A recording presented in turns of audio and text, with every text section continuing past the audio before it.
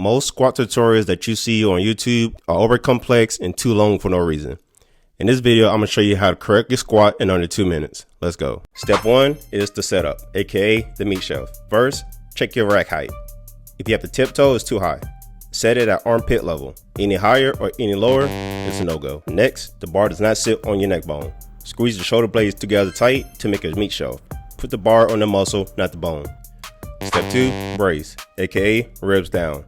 Stop arching your back like you on an Instagram model. That literally dumps the weight into your lower back. Take a breath and pull your ribs down like you're about to take a punch to the stomach. Hold that tension throughout the movement. That's the neutral spine. Keep it locked. Step 3 is neck position, aka tennis ball method. Stop staring at the ceiling. You're not squatting the ceiling. Looking up kills your power.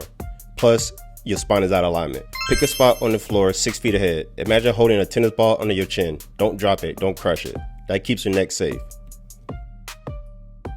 Step 4, the movement, aka elevator. Now the movement itself. Open your knees like elevator doors and sit down between your legs. Do not sit back.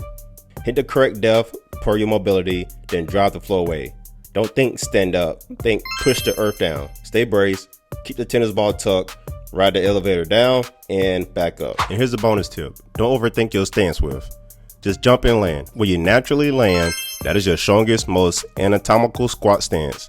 If you don't feel comfortable, that's okay. You could take 1 or 2 steps further out. Mark it and use it. If you want to train for longevity and not just ego, drop the weight and master this first. Hit like if this helped, and I'll break down the deadlift next. See you next video.